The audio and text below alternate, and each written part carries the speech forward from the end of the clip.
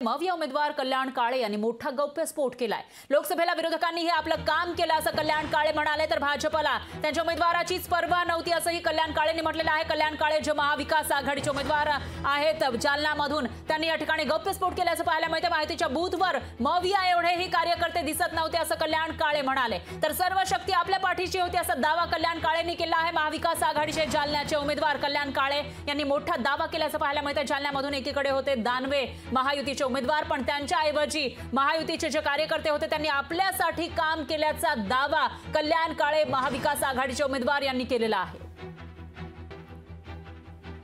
विरोधकांनी सुद्धा आपलं काम केलं। विरोधकांनी काम केलं म्हणजे काय, शेवटी माणूस एका थराला येऊन थांबतो आणि विचार करतो।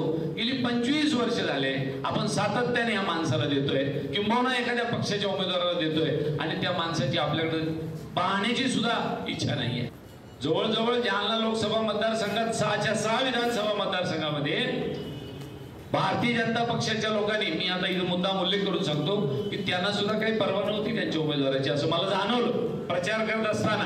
कारण मतदानाच्या दिवशी सुद्धा ती प्रक्रिया मला जाणवली। एक तुमचा भोकरदन मतदारसंघ सोडला तर बाकी सगळ्या मतदारसंघात जितके आपले कार्यकर्ते त्या बूथवर किंबहुना काम करायला वाढत होते तेवढे त्यांचे मला दिसले नाही।